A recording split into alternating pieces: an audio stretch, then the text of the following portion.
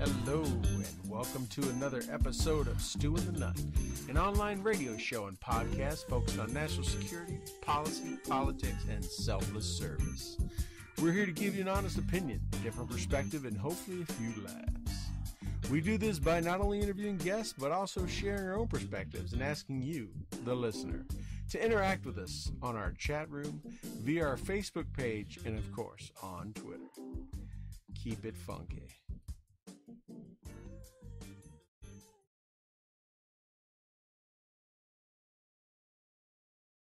All right, everyone, we are transitioning over here to go live. Still working on some video work, but that's okay. This is Stu here from Stu and the Nunn. Want to welcome you to another episode as I tune up Toby's video here. Yeah. Can you hear me? I can hear you. Welcome, Toby. All right. I apologize, everyone, for my my raspiness tonight. I just returned from the Pacific Northwest, where my allergy to the rain and awesomeness apparently, has gotten the best of me. But if everyone will bear with me, I'll continue to drink this nice tea and be all with you. It's a tea night tonight, huh? 100%. Yeah. That's my level right now. Yeah. I'm full blown Earl Grey at this moment in time. Classy tea too. I like that. Yeah. All right. Good deal. Well, I'm still working on your thing, so I'll working on the tech stuff here, Toby. So I'll let you I'll let you get busy on talking about our show and doing our intro and all that kind of stuff. Yeah. Well, it's good to be back. I'm here in the South Texas or the Central Texas, the Southern studio, and you're up there in that cold studio, but it is nice today. It didn't get that cold here in Texas. You came and visited us, and we did a couple episodes in studio, or we did one episode weeks ago, and you kind of cursed our weather from that moment in time on, which I got to tell you, on one hand I was a little bit happy about. On the other hand, I got a little bit frustrated because it affected my motorbike riding time. But we're glad everyone's able to join us. As always, this show is brought to you by Enlisted 9 Fight Company.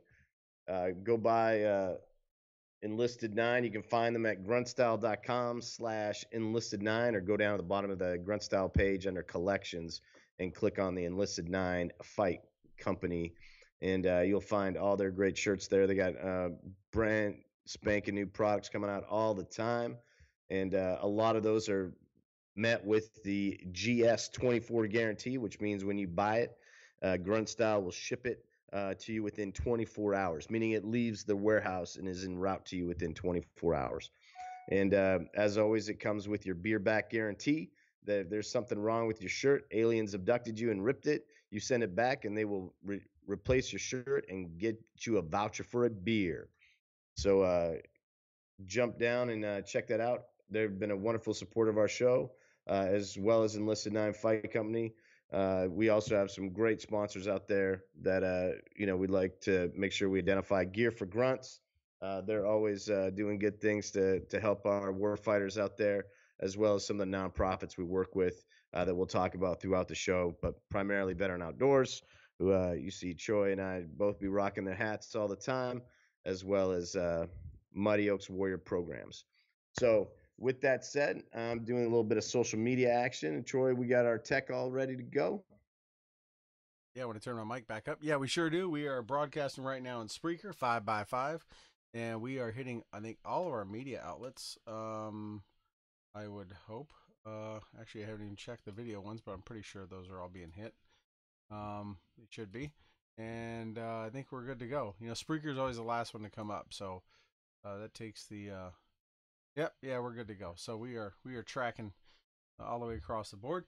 So yeah, we are glad to be with you tonight. And as Toby said, he's in the southern studio. I'm in the northern studio, and yeah, we are looking for. There's a lot of stuff going on, Toby. We got a lot of things. Just a week ago, we talked about what was coming up in 2018 and where it's going, and there was a lot of talk about what we think the administration and President Trump coming off his vacation and what's he going to get into in 18, and he got past the first year, and there's a lot of stuff to talk about because he did not let us down and has not wasted any time, I would say.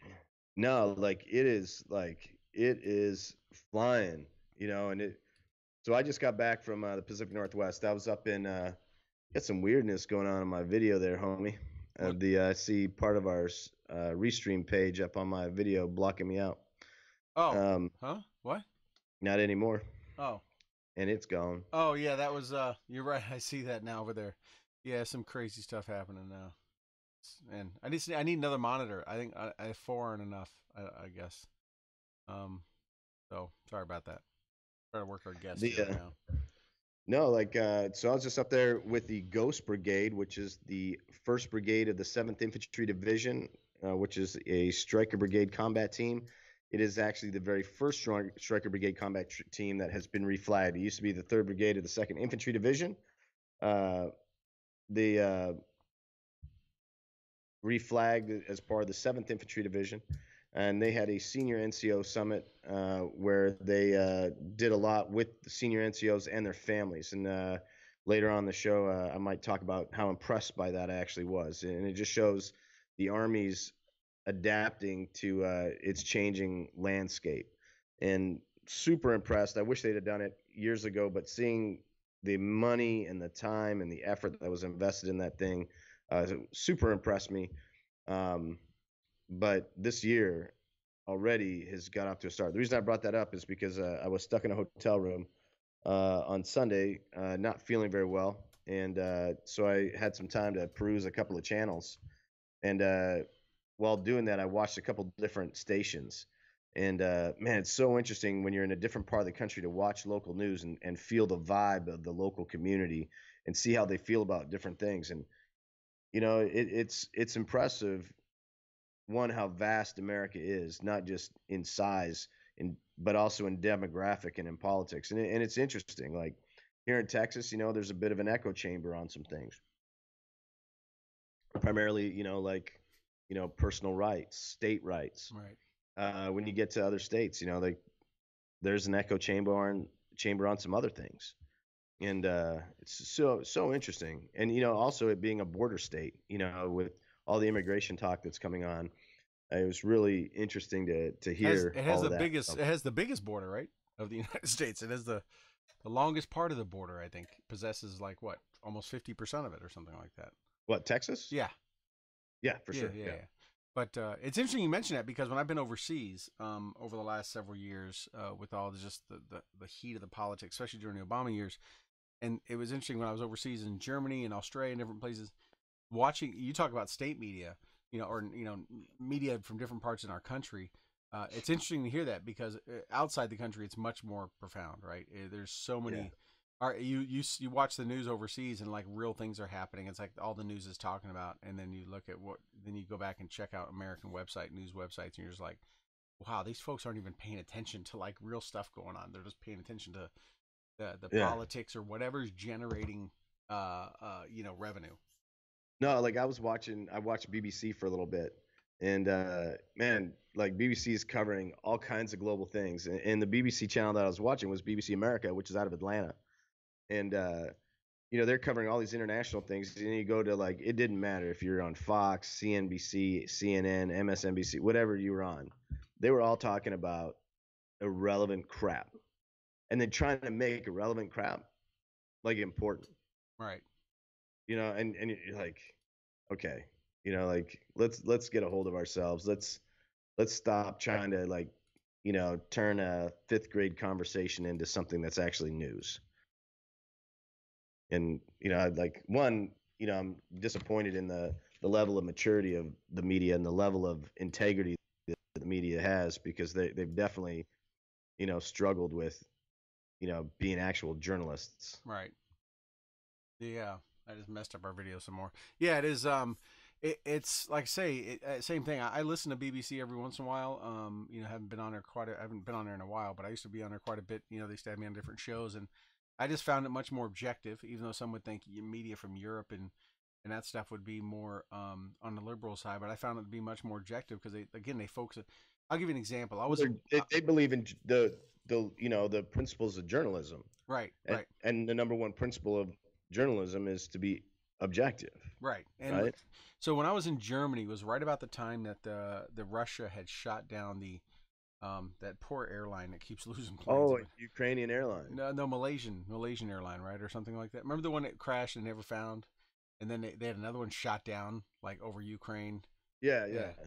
So I was overseas right after that happened, right? So it was right after that happened. It was and it was just like that was all over the news, and it was on the news here, right? But it was spun in such a way because it was Russia. Granted, President Trump wasn't even a thought then. It would have been they would have been blaming him for it or something. But it was just that's all it was on. I mean, they were really reporting like what they were finding, and how many people were lost, and digging into it. Where even our mainstream media was a few minutes on it, and then they were into just all the other stuff of what was happening. So yeah, so it's that was right at that time. It was just amazing because it was like 24/7, and it was like this is an international thing. This is a big deal. People they weren't so jaded by even their own politics. I mean, even the British politics and the Parliament has some, as you know, come from they have some serious, almost knockdown dragouts sometimes compared to our Congress, right? But they get pretty unprofessional in their faces sometimes, and they don't even cover it to that degree. It seems like, but I No, don't know. like if you actually want to hear great oration and great argument and debate, watch the House of Lords. Watch the House of Parliament. And they have to like debate each other. Like we get moments on the floor in our system where you can stand there and you're uninterrupted. But man, when you like have to debate and like this is your amount of time and you have to answer the question. We get it during our presidential debates, but that's softballs in comparison to like legislative debate, in the House of Parliament. Right. And it's fun to watch. Right. Yeah, absolutely. Hey, and for those that are watching are like, what happened to Toby's video?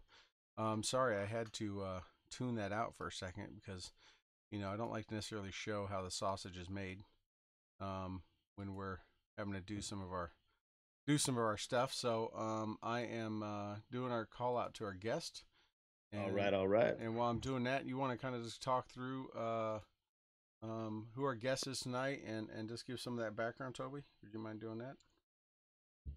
Yeah, no, I'm super excited for who we got coming on tonight. We have a longtime fan of the show, and when I say he's a fan of the show, he might be next to your mom, Troy. He might be our biggest fan, and Yeah, he's the definitely up there. He's love created, radio ness on a pretty regular basis. But David Bellavia is a former Army Staff Sergeant. He is the Hello. right. oh Hey, there he is. Hey. Hey Dave, how you doing? Can you hear us? Yeah, Ken, how you doing? Good. All right. Hey, well, welcome to the show. Toby was just doing the introduction on you, but man, you timed that in perfect, and I want to welcome you coming back on. It's been a while since we've had you on the show. Appreciate being back on. Thanks. Yeah, and I know you're doing a lot of radio lately, so I even more appreciate it because I know you're getting a lot of mic time these days. Yeah, it's 4 hours a day, and and the spots that go along with that. But it's fun. Yeah. Hey, at least no one's trying to blow you up, or you're not shoveling shit in Arkansas, right? I will definitely take that home. There you go. Well, hey, we were talking, Dave, last week, and I've tried to help you a little bit, Dave, but I haven't been there for as much for you. So let me just say that I need to get back in there and help you, but give you somebody to talk to. But we were talking last week about what was coming up in 2018 and what we saw and some of the hot issues that we think are going to be, news grabbing and that kind of stuff. And we did our best to predict kind of where we think the president was going to take things and what he was going to come back after a little R&R himself, or maybe who knows how much he actually rested. And I got to say, from my own perspective, just today alone, I think he took it to a level that I couldn't even foresee. And I'd be interested to get some of your opinion and reflection on that as you stay so tuned with what's happening inside the Beltway. Yeah, you've never seen a day like today, probably in the history of our republic. It was a president of the United States who decided to turn cameras on and negotiate with Democrats live on television. And the Democrats didn't know it was going to happen. The Republicans didn't know it was going to happen. And for everyone who thinks that this was about immigration, it was really about that book that came out. This was about Steve Bannon. This was about Robert Mueller. This was about sort of, eliminating this debate of the 25th Amendment, having a guy who nobody respects, who's not in charge, and who might be, diminished capabilities, and literally going toe to toe with every leader in the Democratic House and in the Senate, and really talking over them, stamping them down, showing that he dictated respect. It was truly not about what was said, but the entire narrative of doing it. Was it more of the image or the perception that you think was it of the I'm in charge, I'm running this show versus hey, I'm actually trying to negotiate the art of the deal? Well, yeah, I mean, first of all, it was amazing that Steny Hoyer. You heard a lot from Dick Durbin. There were people that were basically making the argument against the border wall, and it wasn't Sean Ryan, it wasn't Mitch McConnell that were defending the wall. It was President of the United States that was saying, no, that actually isn't true at all. This is not what's happening on the ground. There was no retort. There was no response after that. Steny Hoyer didn't want to talk about, wanted to bring up comprehensive immigration reform. The President of the United States said, anything you put on my desk, I don't care if I like it or not, I'll sign it. And furthermore, if you want a clean DACA bill, I'll sign that too. I'll make them all citizens before, but here's the deal. It's got to get to my desk. Now, that just put everyone in the Democratic Party on blast because they're willing to shut down the government without any sort of a bailout for the Pentagon or the FBI. They want to shut the government down over the dreamers. And the president is saying, give me a clean bill and I'll sign it. And they still want to shut the government down. It was a very savvy move. And no one has ever been able to be a fly on the wall while a president is negotiating with members of the House and the Senate. You saw it today, and you saw a lot of Democrats that really don't know the issue very well. Yeah, I mean, he played them like a fiddle. He played them like he did Romney. He's played them like he did Hillary. I mean, I was just like, you're right. He put him in a corner. It's like, hey, if you can all agree, which was really the highest bar to pass, right? If you can all agree and it gets through both houses, I'll sign it even if I don't like it. And I thought I would like to have seen the whole picture of who was around the table, because there was a one time he made a comment like he was saying something to the point of, I like everyone here. They're all good people. He's like, well, but except for a couple of you. And he kind of laughed, right? Which we kind of do when you're trying to make a point, but you laugh it off like it's a joke, so not to hurt someone's feelings too bad. He looked to his right a little bit. He obviously eyeballed somebody. I would love to know who that was. I don't know if it was Pelosi or who it was, but I thought that was a slick move too. I just wish they would have panned over to see who he was talking to. Well, he managed to fly 2 hours with Bob Corker without anyone bleeding. So, Lindsey Graham was probably the most adversarial today of anyone. And honestly, Tucker Carlson and Sean Hannity are all worked up over what they are considering to be a great betrayal of Donald Trump. Again, to me, this was all about, the putting folks on TV and setting the record straight that this guy can govern. I mean, he's literally fighting for the legitimacy of his own administration at this point. Yeah, I mean, I think one thing he showed, I don't know how you feel about this or Toby either. He showed that he was willing to negotiate and compromise, and he even made that comment one time when he talked about you need to compromise. You're saying it has to be this, and you may have to give a little, take a little. He showed that he wasn't willing to necessarily walk a party line, which isn't surprising because it wasn't like he really was walking that part or that party even supported him throughout his entire candidacy. Right? He showed what America wants. Well, right.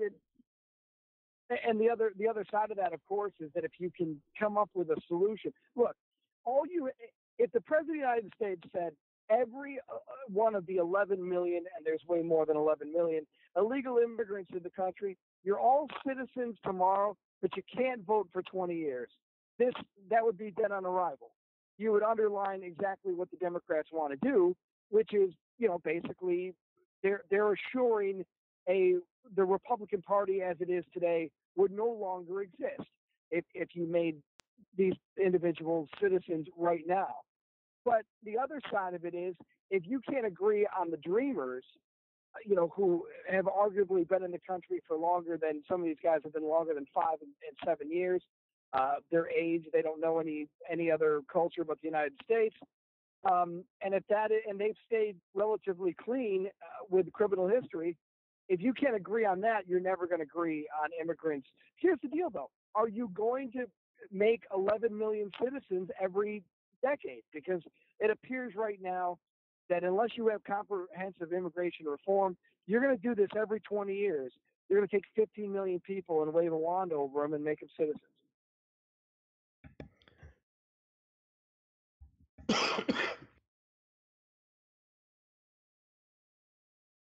You're muted, Toby. I don't think you unmuted yourself.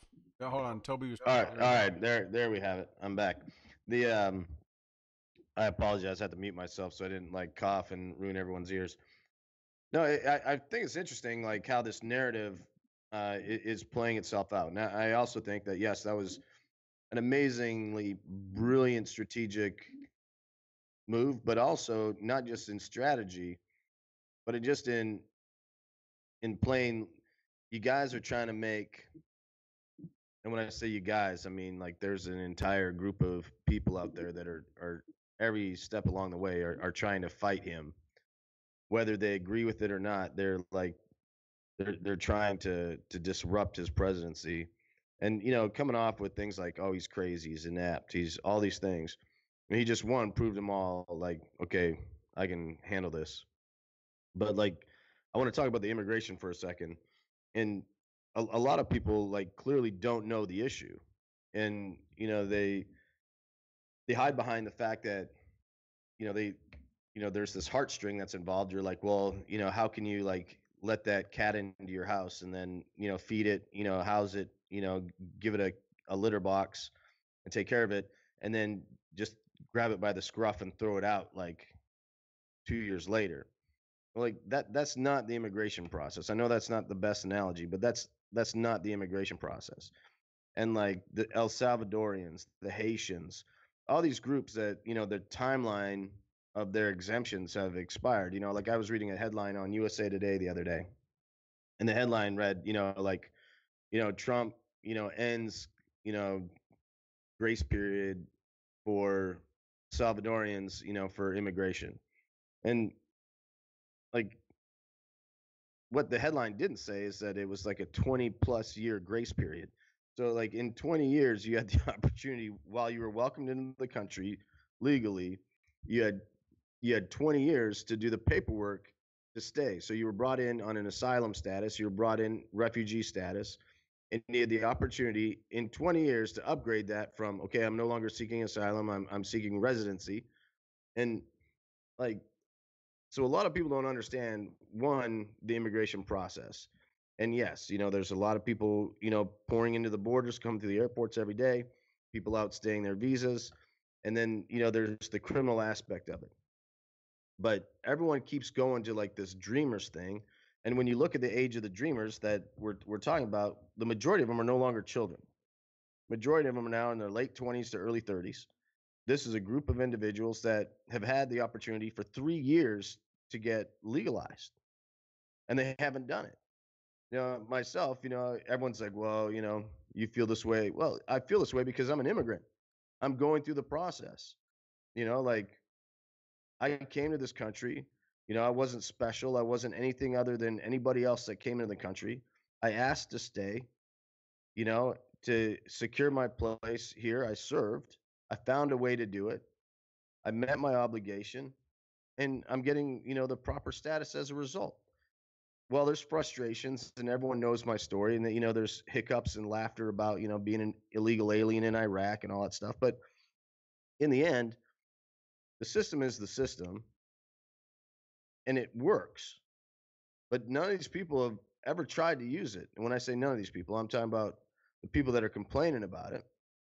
And then the majority of the people that are lawmakers, they don't understand the system. And they think that we're just taking kids that, like don't have a choice anymore, and we're throwing them out on their ear, and that's 100% inaccurate. Dave, you still Hello? with us? Well, I mean, who better to kind of give us an inside look as to what the process is? But again, if you look at the three tenets of what I think most sober, realistic people that are talking about what needs to change in immigration reform, the E-Verify system is simply you can't hire anyone that can't produce paperwork showing that they're legal. To me, this is the Nick's list of illegal immigration. I mean, how anyone is going to argue that you could buy anything in the United States without a background check. We hear this argument all the time by the left when it comes to guns, but they don't want to do it when it comes to the person down the street. The other side of it is, what country in the world would allow 11 million foreigners to dictate an election?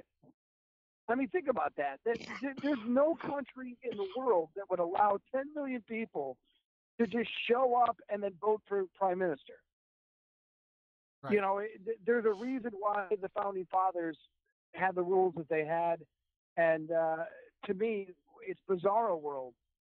Well, Europe, a lot of countries, Germany and several others in Europe have definitely allowed a lot of folks in, and they may not be voting or whatever, but they are definitely having an impact on that country, and I think most people are regretting, including their leaders, of even letting them in. But Dave, you mentioned something early on, and that was that, you think a lot of this today, the briefing today, allowing the reporters to watch 45 minutes of negotiation before apparently the real negotiation happened after the reporters left, was a result of the book, this book that came out with Steve Bannon has made all these quotes. And do you think that really is what drove it? Do you think if that book didn't come out, the president may or may not have done this briefing today to kind of put all of Congress on notice in front of America? Yeah, I mean, the Steve Bannon comments were very devastating to this administration. I mean, you're talking about someone who is supposed to be no wiggle room between the even when Bannon left, he was going to basically do the work of the president outside of the Beltway. To have a very unprofessional, unfiltered. Now, by the way, everyone's saying that their quotes were lies, except for Steve Bannon. He actually came out and apologized. Now, today he resigned from Breitbart. But understand how crazy a month is. A month ago, elected a primary opponent to beat pretty much the guy that Donald Trump endorsed for the Alabama State Senate or the U.S. Senate race in Alabama. Right. And now you have a guy who's threatening to primary every sitting member of the Senate. And 30 days later, Steve Bannon is literally nobody wants to even talk to the guy. Yeah, he's neutered. He's neutered. He has nothing left. He has no game. Oh. But it literally, if there was any thing that you could have done to destroy the base that Donald Trump had, Steve Bannon did it to himself. He completely self-destructed, and there had to be someone to fix. Stephen Miller this weekend tried it, and he got into a really testy exchange with Jake Tapper at CNN, and that was the wrong approach. So the president decided to show how connected he is, that he's still in charge, that he's a respected individual, that the Democrats won't dare treat him like the resistance movement face to face. And the one thing, Democrats aren't real good at is confrontation. And you saw when the cameras were rolling, they were supposed to be there for 5 minutes, take a photo and get out. And Trump said, no, let's have it out right here. Yeah. I mean, when he spoke up, the room quieted. Now, whether that's out of respect for being the president or because he was just a commanding presence in the room. But, I mean, there was some back and forth, like you said. Some of the folks were piping up, even Lindsey Graham, who's really a closet Democrat anyways, him and McCain both.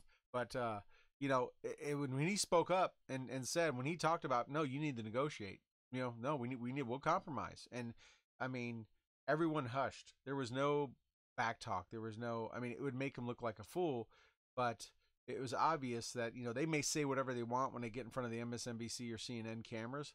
But when they're in a room with him, they have no doubt that whether they're intimidated or have respect or whatever, that Congress on all sides listens to the man, right?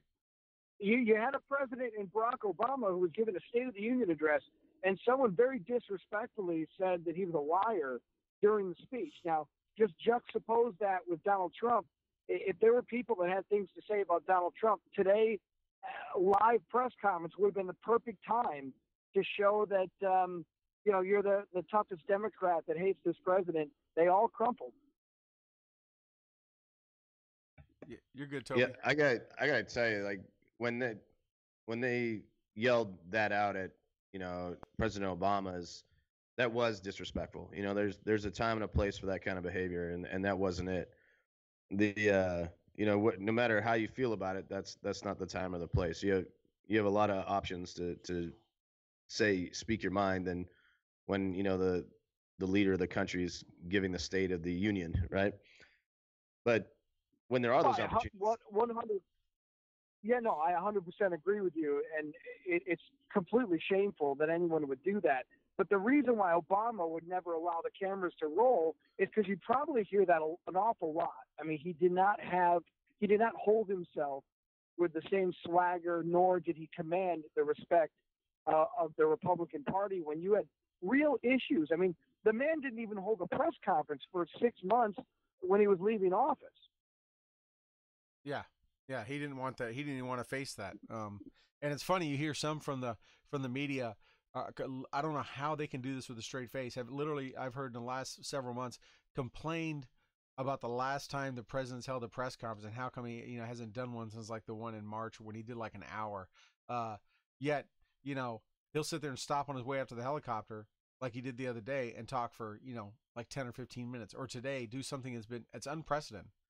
They bring the press in, the pool in, they do a few pictures, everybody's smiling, they escort him out after like 3 to 5 minutes, so they get their B-roll footage. Man, he left him in there and was just let him just watch and just let it go. And the guy continues to break ground in transparency and communications, whether it's through Twitter, like him, hate him, or love it, whatever he says. But I mean, I still say, and I've said it for the last year, how anyone can say this guy's not the most transparent leader we've ever had in politics. Hands down, anywhere in politics. He might be too transparent. Right. Yeah, he may be. Because he speaks his mind. I mean, Dave, you say a lot of things on air, but you don't say everything you're always thinking or feeling. I know that. And if you did... Well, that's because there's CFC laws against a lot of that. Yeah, there's FCC laws on there. You can say it here, though. You can say whatever you want here. Well, look, here's the thing. I mean, you've got two reports that have come out in the last 3 days. Jamie Dimon of J.P. Morgan, he's predicting a 4% GDP growth. That's not even unprecedented. That's off the charts. We're talking, you got to go back a very long time to show American, like Industrial Revolution time, to show. Now, if they can maintain this for 4 years, it would be unprecedented. But African American unemployment is at the lowest level in the history of recording African American unemployment. You can't run away from that when you're talking about, a midterm election. Is that going to cause black people to vote for Trump? No, but it certainly doesn't help the dogma that this guy isn't doing anything for you. What that does is that keeps a lot of people at home, because if their guy loses, you still have a job. Christmas is still pretty good. Even if your candidate doesn't win, you're not as passionate to go out there. And the same thing happened with Bill Clinton in '96. Dole was boring and people like Clinton. So why come out and support Bob Dole if the economy is good and things are going well? It's almost like being abstaining, right? It's almost like I'm just not going to go vote at all versus vote for a guy I'm not really up for, even though I should be or whatever. Exactly. Yeah. And then you got some. Let me get your opinion on this. You got people like Ann Coulter and those from the far right that are already coming out and attacking the president because he even wanted to sit down and negotiate. Don't they realize, people like that's what America? That's why they put this guy in office. That's what they're sick of, is that kind of toeing the party line so tight or so far to one side or the other that you can't even compromise and wheel and deal or something. I mean, she's come out after him right away.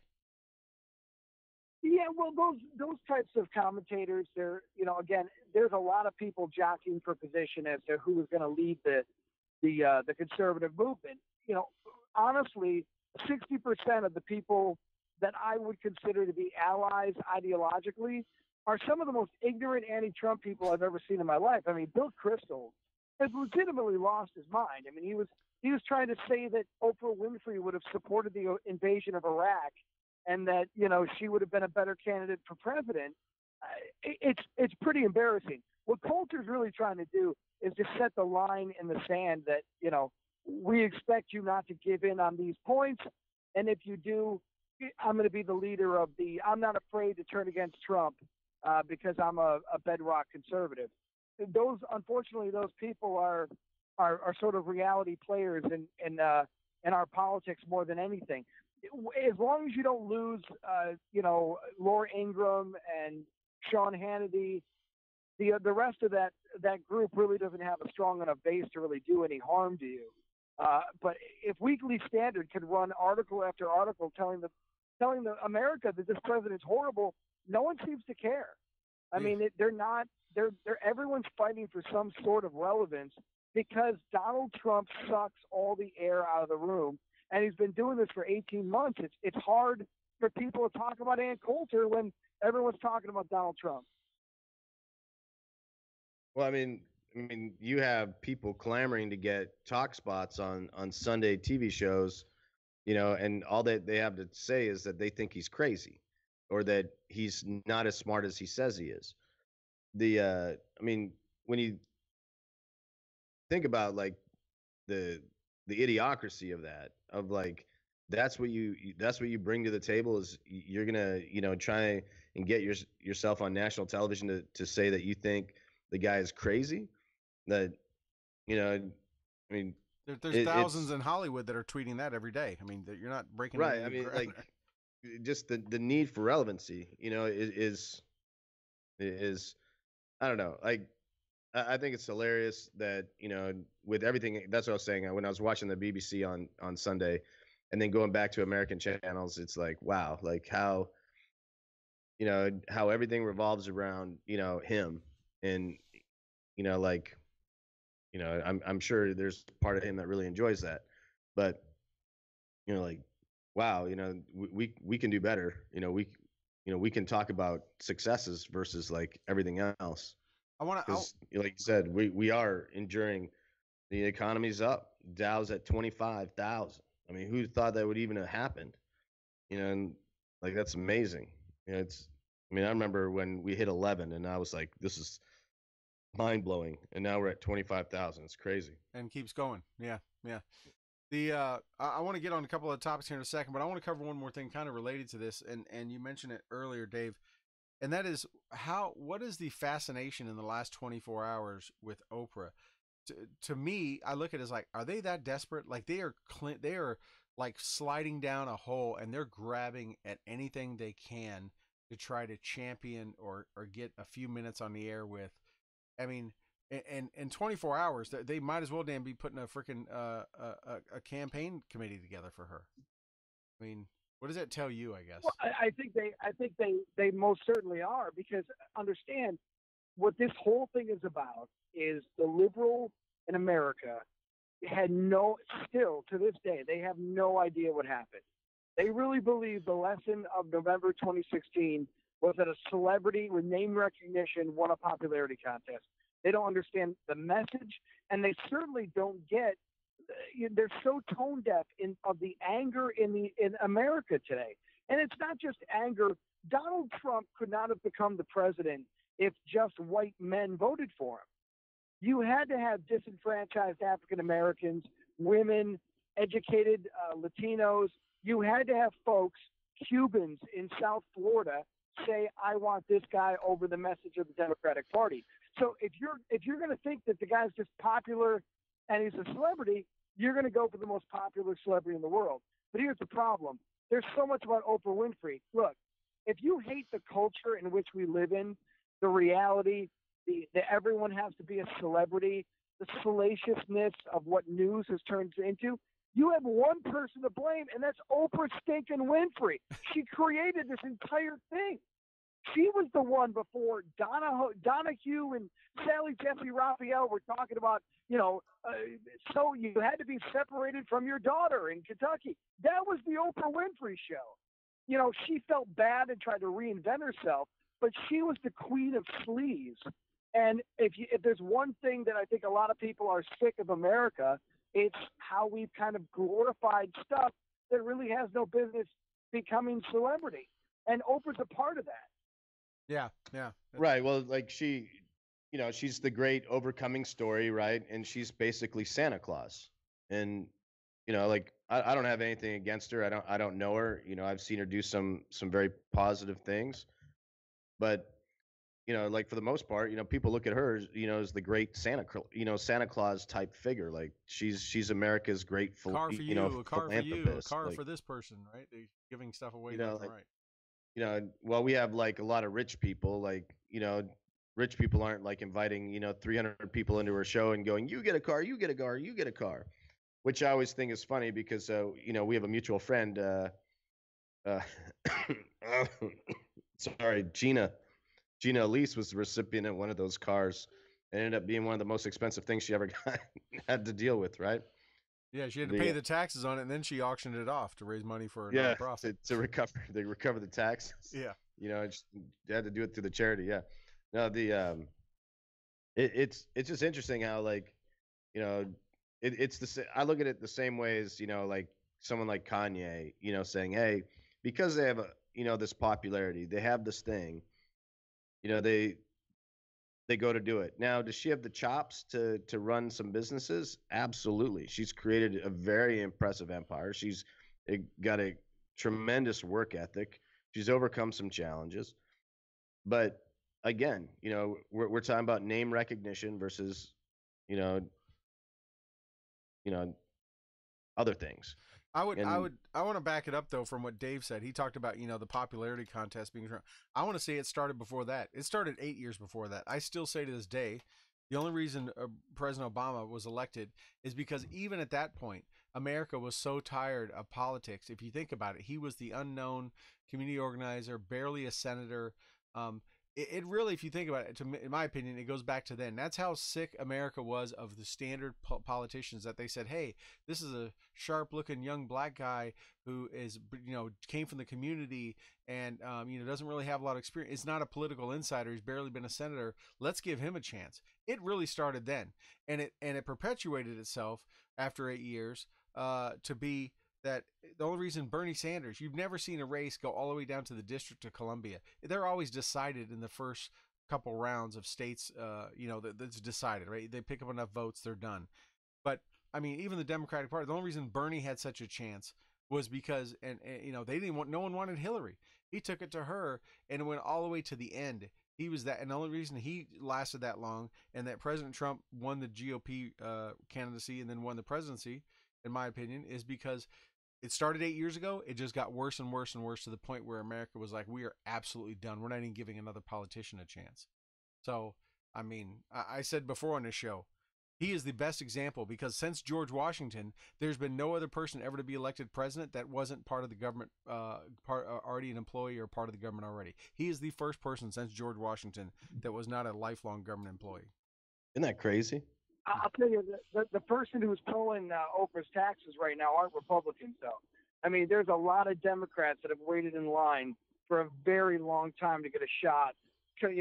Kamala Harris there running around in California, all these other, individuals who've really been kind of Elizabeth Warren, Joe Biden even. I'm sure the Clintons, this will never happen for a plethora of reasons, but I think she intimidates more Democrats right now than she does Republicans. Yeah, I would agree. So they look at her star power. I would see that. But hey, let me talk about someone else's star power. One of your brothers in arms, a former soldier, Bradley Manning, came out today. Oh. I don't know. Were you in the same platoon with him? I don't know. I can't remember, Dave. I'm not sure if you guys served together or no. No, never met the woman. Yeah, well, at least I didn't call him that. So he came out today on Law Enforcement Appreciation Day, and pretty much said "F the police," and started tweeting and hashtagging all this stuff. Is that someone just trying to stay relevant? Is that someone that feels like they've lost their 15 minutes, in your opinion, that they got to come out with a shock factor because no one really gives a crap about them? Yeah. I mean, first of all, one of the things that was the most tragic part of the Bradley Manning, dump of, illegal docs, there's really nothing more treasonous that you could come up with in the modern era than what Bradley Manning did. And I think the thing that was the most disturbing was that Bradley Manning didn't even know what Bradley Manning was doing. Like that's how reckless he was. That it was. Is he upset about the fact that he's upset that he's a transgender person and just wants attention? Is this a problem he's having in his chain of command? Not only did he have no idea what information he had, but he really didn't even know the reason why he did it. And that to me just speaks of I don't even know where to begin with the problems that Bradley Manning has. The whole Harvard thing kind of showed us a little bit into he was at the Macy's Day Parade. They're all over, all these different events that Bradley Manning's going to show up. But again, I mean, you're going to probably see the same thing with Bo Bergdahl. I mean, these individuals unfortunately, in our little world, celebrity is celebrity, and Bo. I'm sure Bo Bergdahl will have a version of his story, and we'll try to let people know what happened during his time as well. Well, I mean, Bergdahl already did that podcast series, right? Serial or whatever. But I think what's truly sad about this is that one, we have a group within our society that want to celebritize something like this, right? That and when I say they want to celebritize that, I mean Bradley Manning is a convicted, he's convicted of treason. He didn't get exonerated and he didn't get pardoned. He got his sentence commuted, which I mean, he's still a convicted felon. It's still for treason.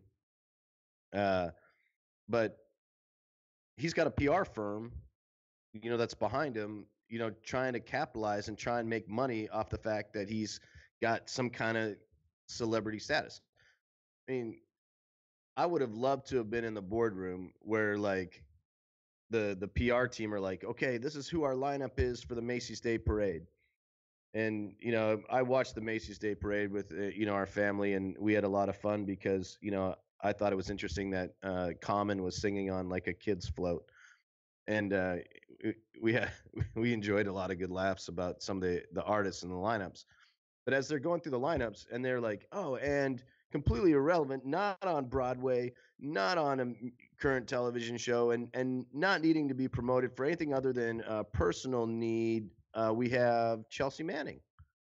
You know, but yet people subscribe to this. Like I used to get a kick out of how people like Kim Kardashian, Paris Hilton, any of that crew, that reality crew, how they get thousands of dollars to make an appearance at a club saying that they're hosting a party, which is them getting on a microphone and going whoop whoop, fist bumping in the air and getting a check, and hopefully that's bringing a lot of people into the club that night. Which I guess if you can charge a little bit extra for them to be there, and people will pay extra money to try and get close, buy more bottles, I get it. But like cashing in on this kind of celebrity is kind of awkward. Like, OJ, let's use him as an example. Like OJ can't cash in on any of his celebrity power now. So if OJ can't cash in on his celebrity power, like how is it that someone like Chelsea Manning is able to do that, or Bradley, or whatever, but we facilitated that, like, there's a PR firm that finds value in this person convicted of treason, like being at a Macy Days parade. If it wasn't for the backlash of like who was it, HR McMaster, that was on the Harvard board, or that was like, hey, or it was the CIA director, right? That was on the Harvard board. That's like, yeah, if you're gonna bring this person in and consider them to be a fellow on something that I'm involved in, I'm out, and I'm gonna take me and my friends and all your credibility with us. But before he did that, like they were all in. They were like, "Oh, this is going to be great. It's going to show our diversity." And like, since when did treason become a badge of diversity. Protected class, right? Right? You know, like, to me, diversity is like, you know, race, creed, you know, where you're from geographically, region, like that's diversity. Like, whether or not, you're a felonious, treasonous person isn't, shouldn't slide into like diversity. I always learn something new from Toby. Tonight I learned the word felonious. I got to look that one up. So, um, Yeah, that must be a yeah, you'd Canadian be thing. impressed. Yeah. That's the Canadian education. Well, the other thing is that Felonious. I think Chelsea was initially offended by being called a fellow, and that is what caused the controversy to begin with. Is that what did it? That's what did it. Oh, nice. Dave, so it's what do you? I guess I'm asking you looking at crystal ball here, but we're 9 days into the year, 8 days if you don't count the holiday, but is it gonna get better or worse with the market, with unemployment, with everything that's really really positive happening for this country? Do you think let me ask you this, not is it going to get worse, is the perception of things going to continue to get worse, or will people start to realize and wake up that it isn't all going to hell in a handbasket? Well, sometimes it's hard when you get out of the military to see, I'm being an Army vet. I'm lucky because we change our uniforms every year, so we have a little bit of a time lapse of how what the genre, what age things have changed in the Army. But we've got guys now, like Special Forces guys, learning Korean. Okay, like if you wanted an example of how much things have changed in just a year, the idea that we're really going to forward deploy, tens of thousands of troops in an area of the world that really never happened in a very long time, that alone shows you that this is just not the same. It's not the same globe. Domestic politics doesn't make any sense. We've got, we had a member of Congress, a Democrat on the floor of Congress, that took his time to thank illegal immigrants for being in the country, for showing courage to illegally enter the country. I mean, it's absolutely insanity. And honestly, who would have predicted where we are now?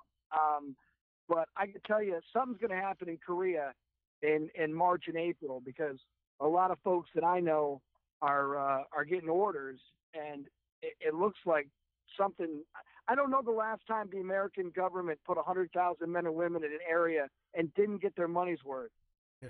Yeah, it's so what you're predicting is another new uniform coming out somewhere, a throwback to the old tiger stripe jungle fatigues, possibly coming out now. I think we might get back to a temperate forest BDU. Who knows? Full circle. That would be, that to me, in my personal opinion, that would be the ultimate, is if the president directed DOD to bring the BDU back and just be done with all this and just like, that's it. Or just say, listen, steel pots, all green uniform, and white name tape. OG 106 slant pockets, taking it back a day. Mickey Mouse boots, go. Yeah, exactly. We got Matt. Right. We got Matt Burden in the chat room. I think we're throwing him some flashbacks there. Matty B is probably he's probably breaking out his uniform right now. But yeah, it's you're right. Things change quick, right? You talked about change from a month ago with Bannon, change from a year ago from look at the market, change from a year ago about where we thought the threats were going to be. It is definitely. So in other words, in your opinion, 2018, we really have no idea what's in store for us. No, but I really love Matt Burden, and I really miss that guy. He, we used to talk, and I don't know what happened. I think it was the Cubs. I think that's what really did it for us. It was. But you think he found someone else? You think he found someone else? Could we be responsible for bringing you two back together? I think when the Chicago Cubs started winning, he didn't need my Yankee ways, and he just kind of moved on. But no, listen, it's a crazy world. But more importantly, I really know if one of the things we always forget about is we fight our wars, and this war on terror got us to the point where we're constantly like, let's everyone enter and clear rooms. Basic training. You don't know what to salute. What is the two bars? What does that mean? But you know how to stack on a room. and they literally changed everything to the point where we got back focused on Afghanistan and 7-8, breaking contact, making contact, all of those things that, we used to just drill into our heads. I wonder if we're getting back to the old school Cold War style of getting ready for multiple continent conflicts and what that's going to do to the tempo, what that's going to do to the equipment. Are we ready as a military to go into something if Iran kicks off, if Korea kicked off, how the United States could defend itself? These are challenging times. Yeah, I think the tactics we've been retraining in our doctrine the last several years, and actually General Abrams back when he was a 1 and 2 star helped rewrite some of that, and to get us back to full spectrum operations now they call it, right, and pretty much what we used to do back in the day. But I think what you hit on there were the equipment. I think is and the number of people. I mean, we can't mass what we had when I went to Desert Storm. We can't mass 500,000 people into and still protect everywhere else in the world, which is what we did. We don't even have that anymore. And to fight on two fronts, man, it would be lean and mean. That's for sure. I mean, we did it. People say we did it in Afghanistan and Iraq, maybe so, but we shared a lot of assets like air assets and stuff back and forth. And we also called up a superbly large amount of reserve and National Guard forces to even barely pull that off, right? So well, and and one of the things like we got a little comfortable in is fob warfare, and Very I know true. that's not a That's a very good point.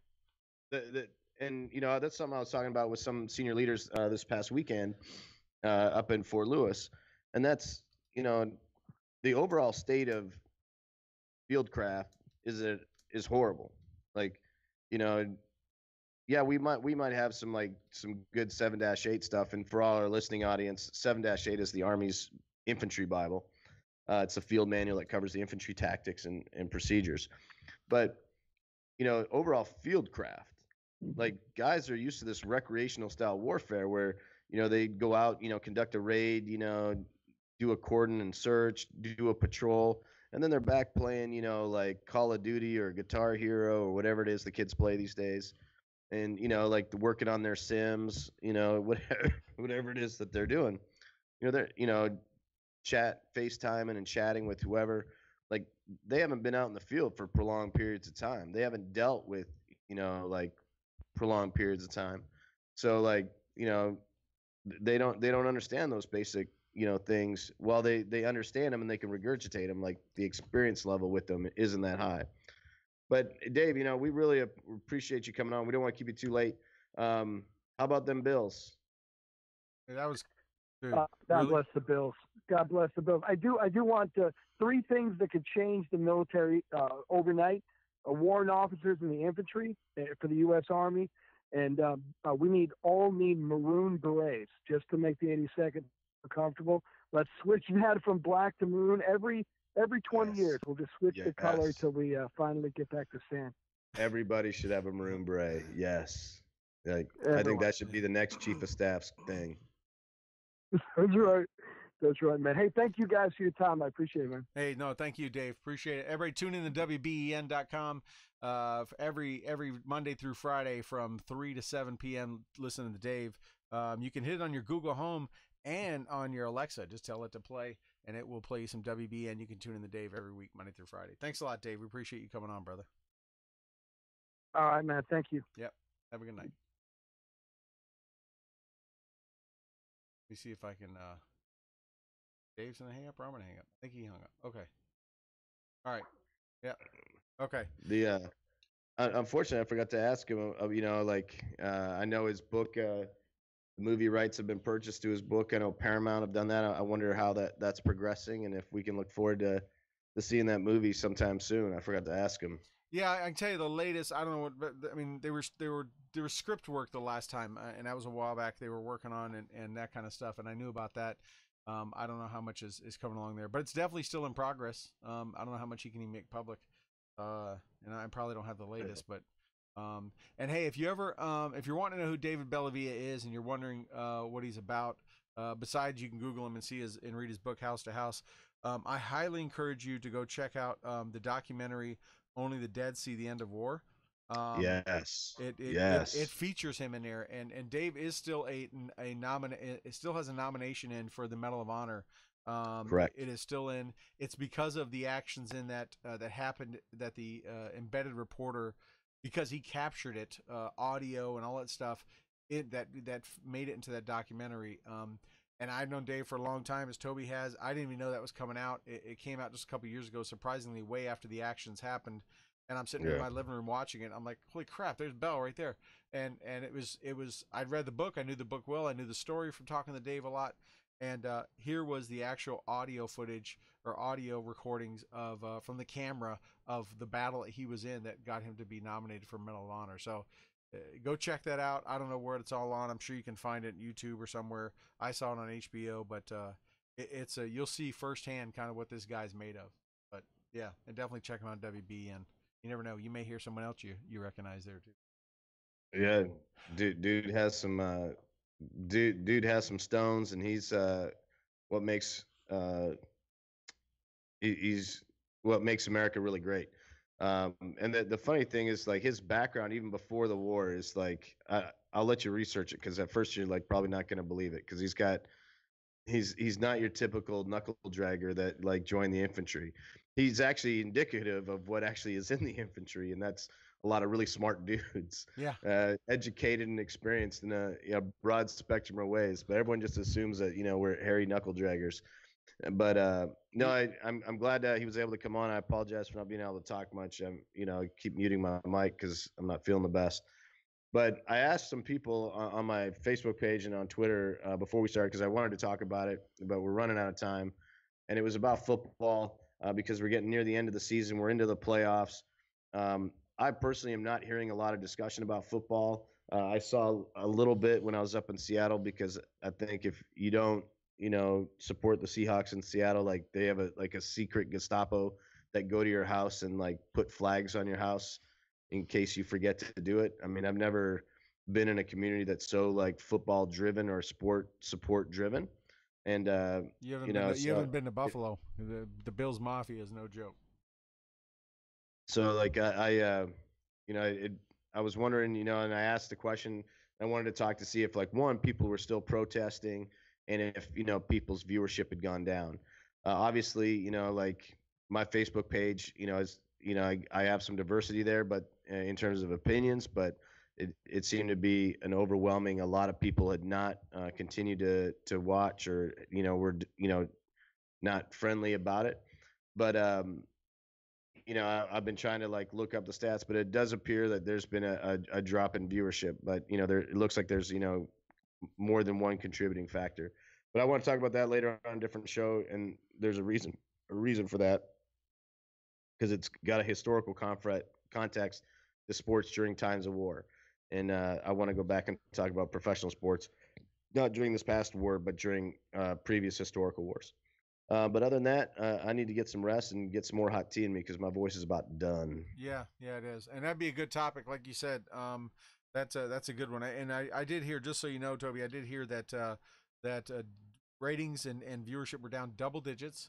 And I've also heard something the other day that any of the teams that were like heavy protesting, none of them made it into the playoffs. I doubt that. I'm sure that's not the correlation, or that's not the cause, but I did hear that the other day. But either way, um, it is getting in, and our country has a short memory sometimes. It is getting into the playoffs. The Super Bowl is worldwide, and I'm sure people are going to get back watching again, as long as they're out there entertaining and not trying to make a political statement. But because I think that was the heart of it. But yeah, Toby, thanks so much for joining me tonight. And I know you weren't feeling good, and I appreciate it, brother.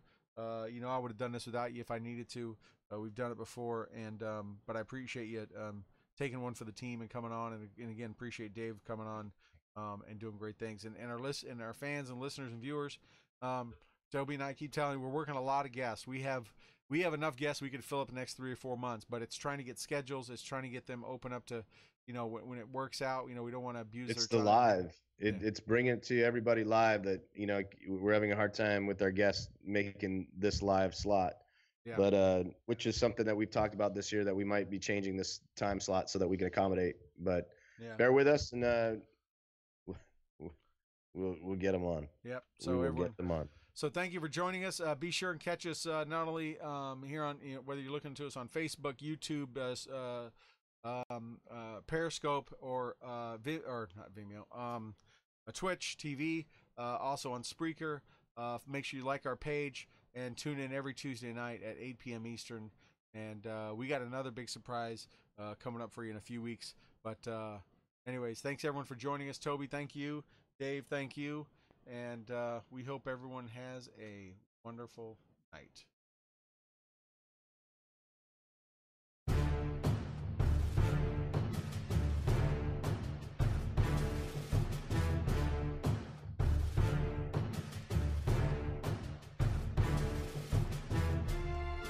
Thank you for joining us for another episode of Stu and the Nunn Radio. We hope you enjoyed your time with us because we have enjoyed sharing our time with you. Be sure to check out stewandthenunn.com in addition to asking us questions and interacting with us on our Facebook page and Twitter. We look forward to seeing you next Tuesday at 8 p.m. Eastern here on Spreaker and Facebook Live. Also, we'd like to thank our sponsors, Warrior Media Solutions, BlueHammer.com, Veteran Outdoors, Graybeard Publishing, and Mighty Oaks Warrior Foundation. Don't forget to like our Facebook page and follow us on Twitter. Thank you again, and have a good night.